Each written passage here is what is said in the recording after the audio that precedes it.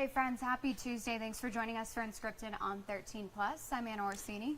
And I'm Carson Courier. Thank you for joining us this morning. We do want to begin with some late breaking news. We know that Raul Grijalva has announced this morning that he was diagnosed with cancer. So we know in a statement, he said in part, quote, "A few weeks ago, I sought medical treatment for a persistent cough, which initially was diagnosed as pneumonia.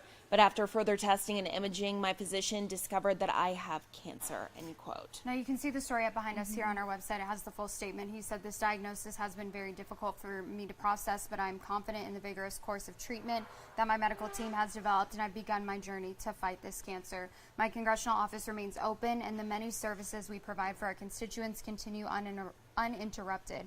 I'm in regular communication with my staff, and I continue to work as I undergo treatment. It is a privilege to serve as a representative for the people of Arizona, and I take this responsibility very seriously." Now, he continued to go on and say that he's grateful to his family, his friends, his doctors for their support, and is working hard to get healthy and return to business as usual. So he ended his statement by saying, quote, "My heart goes out to others struggling with cancer, and I wish everyone strength in their fight." That just into our newsroom a couple of minutes ago. Yeah, that statement coming out this morning. Obviously not what you want to see, but wishing him, he sounds very optimistic, so wishing him all in his recovery, hoping that he beats this very soon. And again, this is up on our website if you want to take a look at that full statement. But unfortunately, some sad news that we have to start off with today. Yeah, absolutely. Well, something else we're keeping an eye on today, of course, the George Kelly trial back in court. You're taking a live look right now. Testimony resuming today. Again, the Santa Cruz County area rancher accused of killing a migrant on his Nogales property. Now, last week, prosecutors did try linking the rifle owned by George Kelly with the death of the migrant on his property. On Friday, forensic scientists testified that the shells found on Kelly's porch were in a location consistent with where Kelly could have been standing when he fired.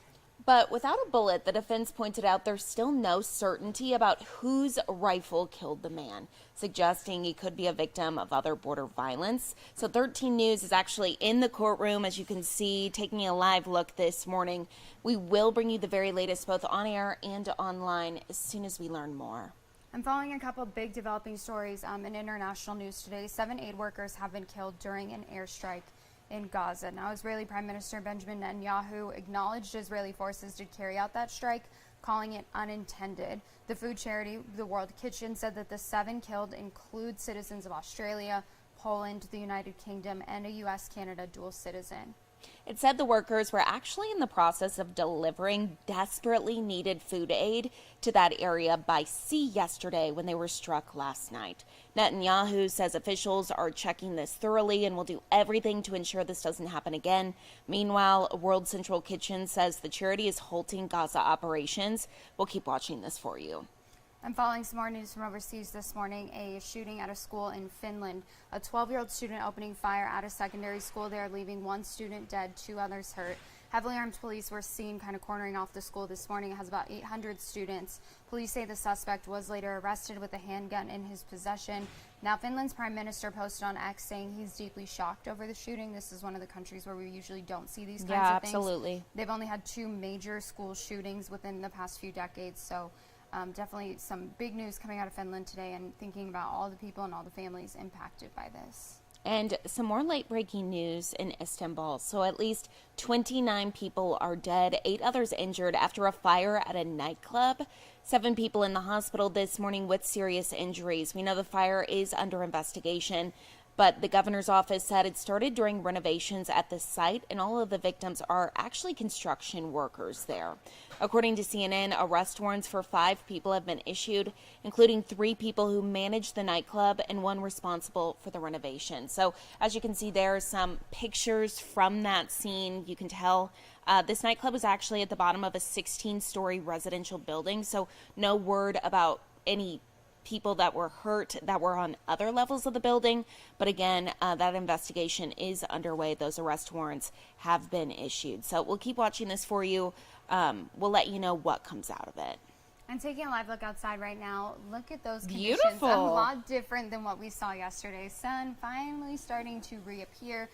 The good news is that we did get some rain yesterday, which of course helps as we head into the warmer months ahead. So we want to go ahead and bring in 13 First Alert meteorologist Mallory Schnell. Kind of a busy weekend for you. Lots of First Alert action days, nights, right. all the things. Calming down though, but not for the long run.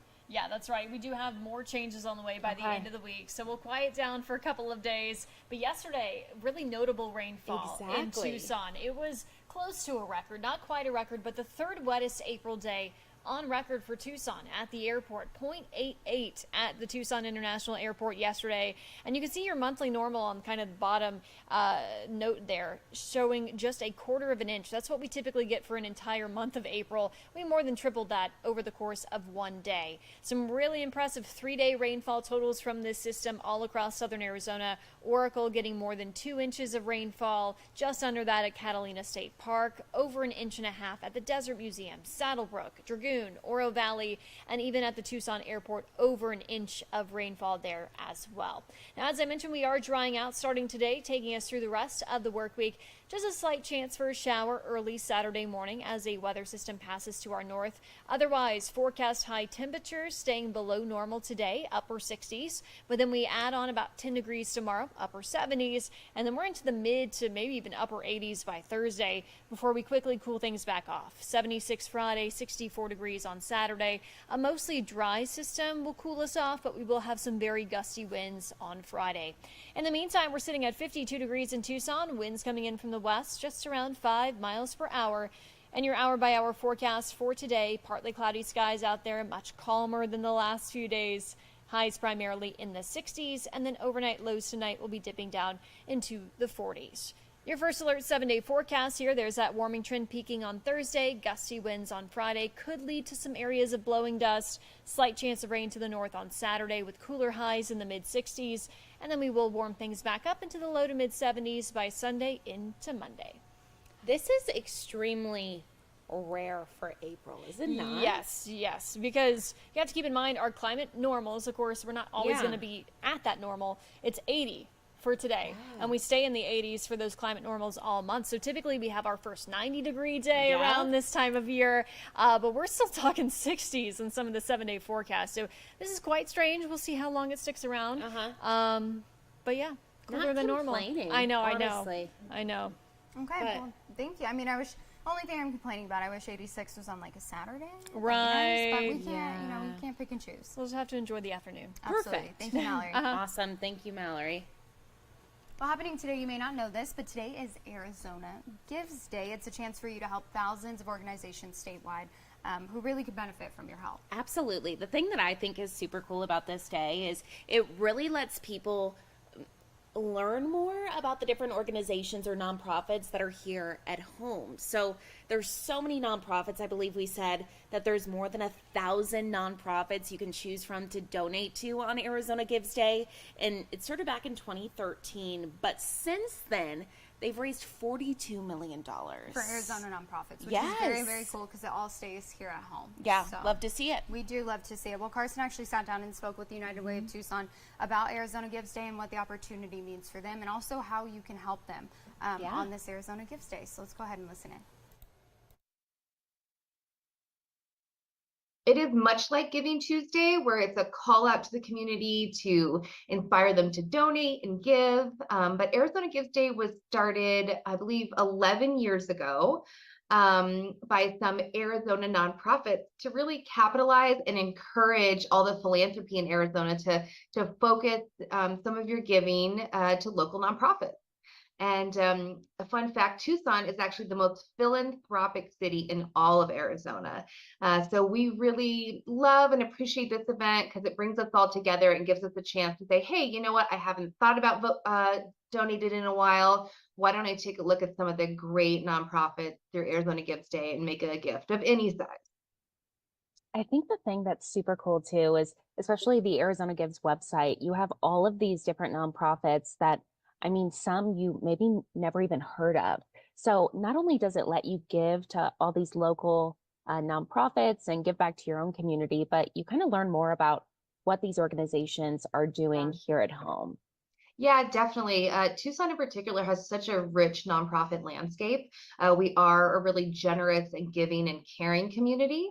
And and particularly here at United Way of Tucson, our role as a nonprofit here is to bring other nonprofits together so that we're focusing on the same issues and we're coming up with solutions that we can use and partner with all of us. So it's not a siloed single approach.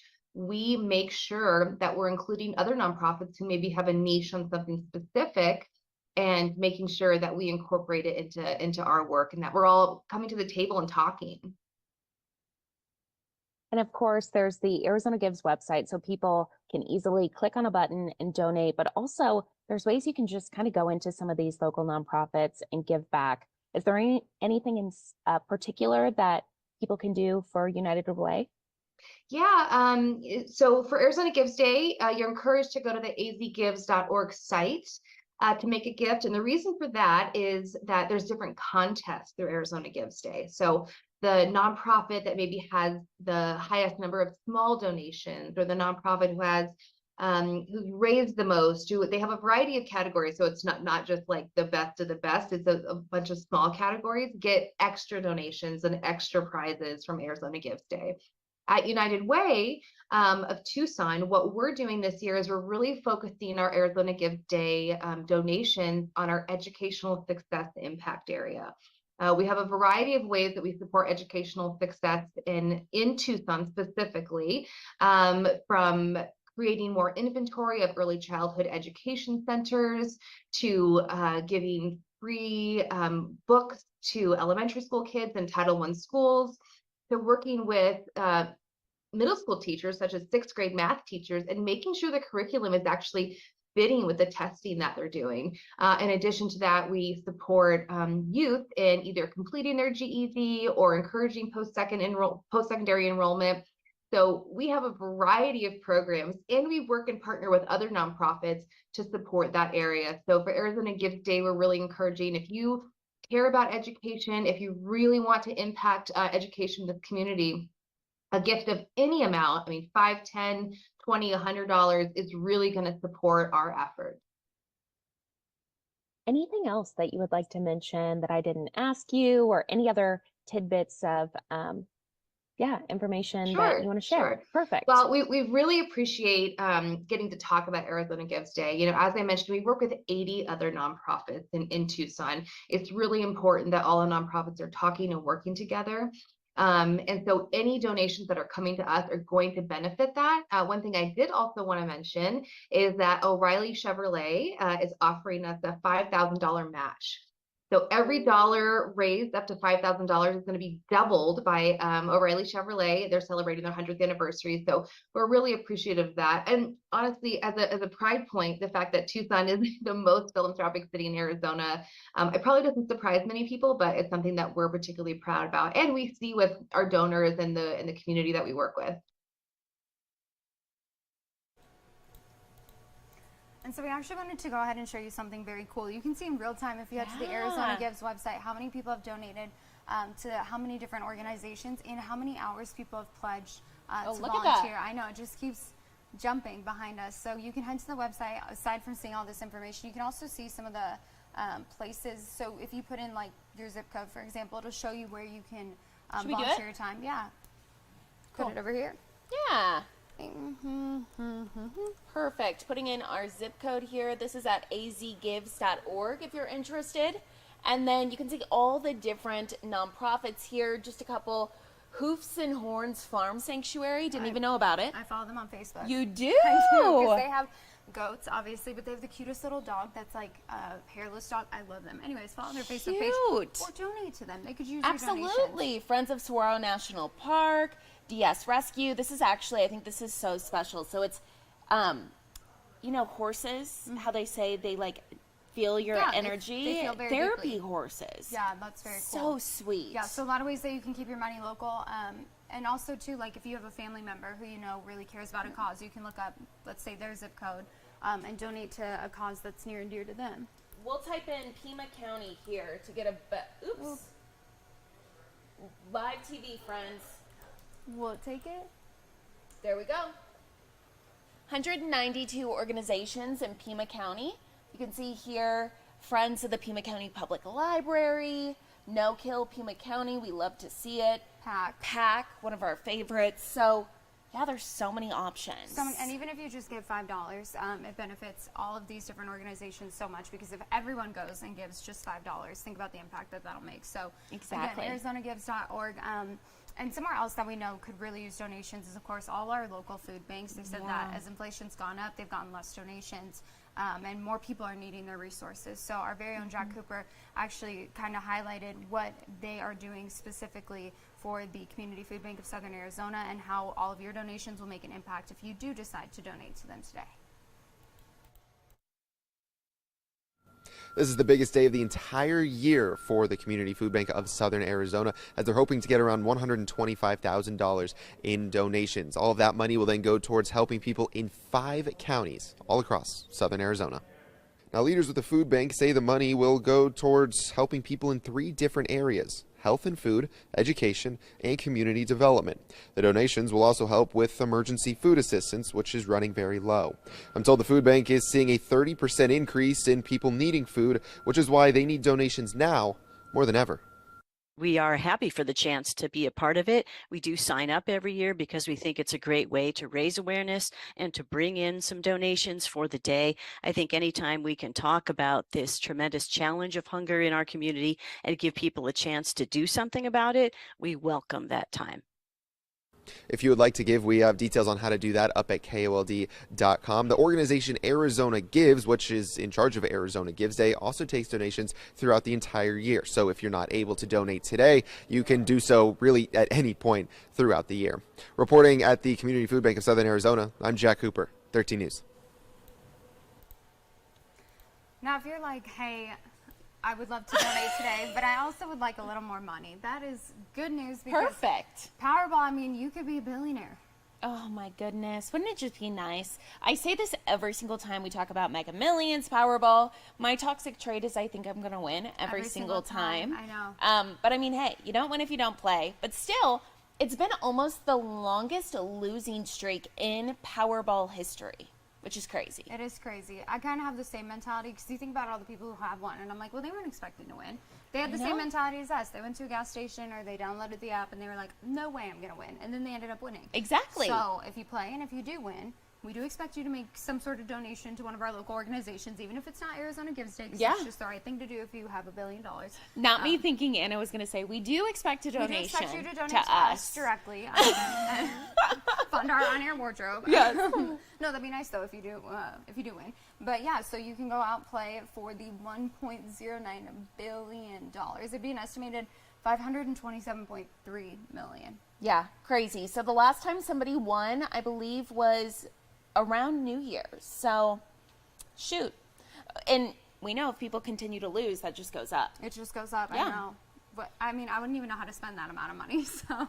I know, I can't really wrap my brain around it, but I can wouldn't find a way. complain. Where there's a will, there's a way. Yeah. Well, taking a look at something else that's trending today. Look at how cute this is. This is at the Fort Worth Zoo. Jamila, she is a Western lowland gorilla. Her mom had an emergency C-section. I think in all the animal videos that I've watched, I've never seen a monkey have a C-section. Me either. So her mom is 33 years old, 33 years young. She was initially expected to deliver naturally. She did have some complications, so she gave birth to her baby via C-section. Yeah, absolutely. They thought she had preeclampsia, so you're seeing some C-section video there, but look how cute the little girl is. Unfortunately, Look how pretty here her eyes are. This is where the story gets sad. I don't No. know if you finished reading this. So the mom did not want anything to do with the baby after she gave birth, but okay, happy twist here. So they donated the baby to the Cleveland Zoo, and now there's a bunch of surrogate gorilla mothers who are all showing interest in the baby. So they're really all kind of raising her in what the Cleveland Zoo is calling a team effort. And so they're trying to see who she, I don't know, vibes with the best before they figure out who mom is going to be. But I just love the fact that you have this little baby in need, and even gorillas are like, let's help her. Yeah, that's very sweet. Maybe she'll just have a bunch of different moms. Let's hope so. This last picture here, I'm going to wait and then we're going to pause it because it is the sweetest thing. Oh, I'm so excited. Look at Is this your picture? I think so. She's very, very She's cute. a good We'll take her. girl. We'll take her. We'll take her. She can just ride Zona all day long. Zona can be a mom. Well, that is very sweet. Well, speaking of animal-related stories, this is my favorite kind of story because I love doing this. So, the Reed Park Zoo, they had a new baby elephant back in So many March. babies. All the babies at the Reed Park Zoo. They've been very busy at the Reed Park Zoo. So, the new baby is a girl, and you can go on the website right now and actually vote for the name. So, me and Karsten talked about it this morning because I was like, what name would you vote for? We both agreed on the same name, and we're 3 for 3 on that. We've agreed on names every single time. Exactly. So Zuma.